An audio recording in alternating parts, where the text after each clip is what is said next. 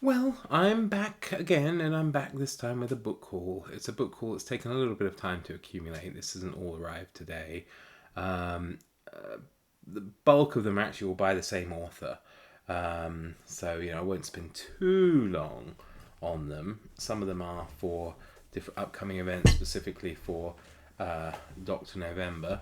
But we'll kick off with three books in a trilogy, and it's Len Deighton's Hook, Line, and Sinker trilogy, which is part of the Bernie Sampson trilogy of trilogies. Now, I made a mistake thinking this was the first of the trilogies, but actually, it's the second of the trilogies. So I now have to read the first trilogy on ebook, unless I get hold of them, but I'm not sure I want to spend any more money. So I'm going to I'm going to read the first of the trilogy, which is the Berlin, Mexico, and London game set and match trilogy. So I'm going to read those this month in order to prepare myself to read these when Dr. November starts next month. So that's Hook, Line, and Sinker. So there we go. I'm looking forward to that. I think that'd be great fun. Next up, also by Len Deighton, we have his book Winter, which I'm really looking forward to. It seems like I love these kind of historical epic books, that follow families around. I will read a bit of it to you. Peter and Paul, the two sons of German businessman Harold Winter, are bonded together by a childhood trauma.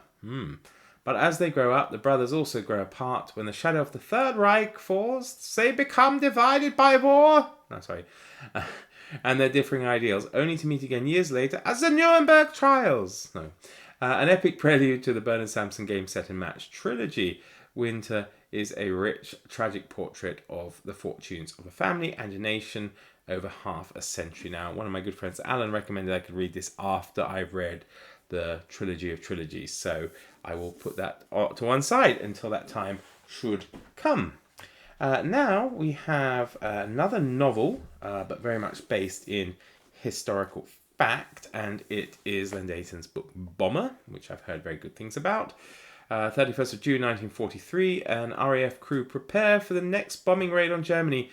It is a night that many will never forget. Len Deighton's devastating novel is a gripping minute-by-minute account of what happens over the next 24 hours, told through the eyes of ordinary people in the air and on the ground, from a young pilot to the inhabitants of a small town in the Ruhr.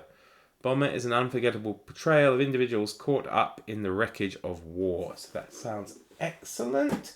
And then I have this one, which is not part of the haul, but it's his objective look at World War II, Blood, Tears and Folly. So I bought his other two World War II non-fiction books, and that includes Fighter, the true story of the Battle of Britain. History is swamped by patriotic myths about the aerial combat fought between the RAF and the Luftwaffe over the summer of 1940.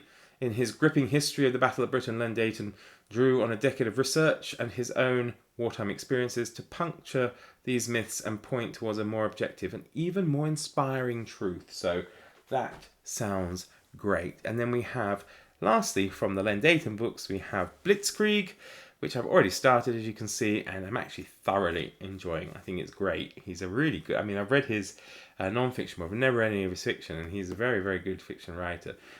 This is the story of the Nazi conquest of... Western Europe? No. From Hitler's rise to power and lightning-fast war to his fatal mistake in halting the German advance on Dunkirk in 1940.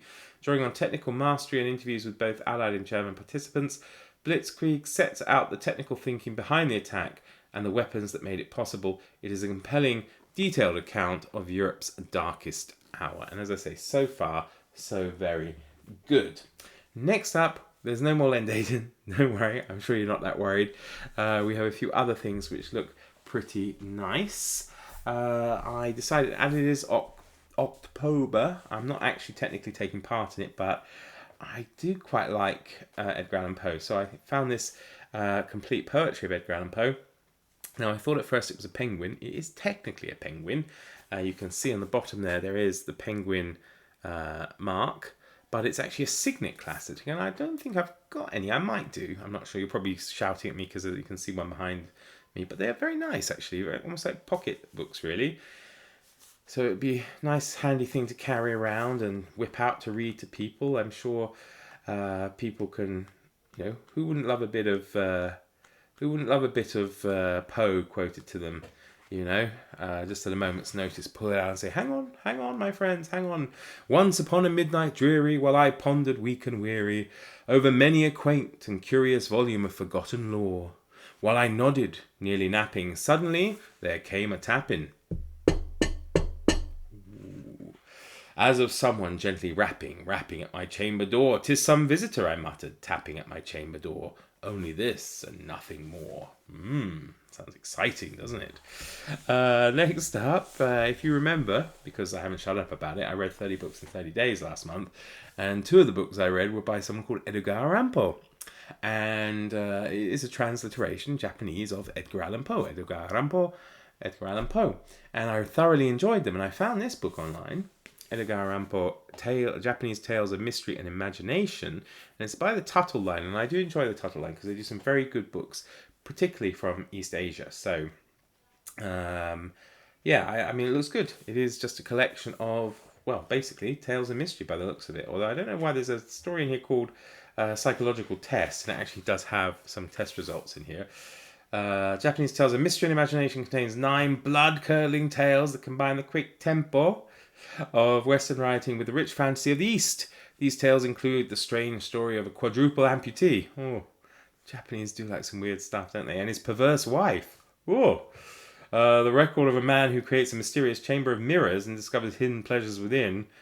The morbid confessions of a maniac who envisions a career of foolproof murders, and the bizarre tale of a chairmaker who buries himself inside an armchair and enjoys the sordid loves of the women who sit on his handiwork. I kind of wish I'd read the back before I got this, but, it might be good. Lucid and packed with suspense, the stories of Edgar Allan Poe have enthralled Japanese readers for over half a century. And sticking with the Japanese theme, a nice Penguin Deluxe edition of Rashomon by Akutagawa Ryunosuke. I should do better, having spent 5 years in Japan, shouldn't I? But I can just argue I'm not used to seeing the Romaji. I'd be better off with the kanji. So it's Rashomon and 17 other stories. Nice Penguin Deluxe edition. I don't know, some people might not like the manga look. I quite like it. I think it looks pretty cool. Of course, it's got the French flaps. Ooh, look at that. And the deckled edges. So I think that would be jolly nice. We're coming to an end, don't worry. Next up we have a massive tome, which is the Everyman Library's Life of Samuel Johnson by James Boswell. I think there has to be some event for reading this in its entirety. I might have to do that next year.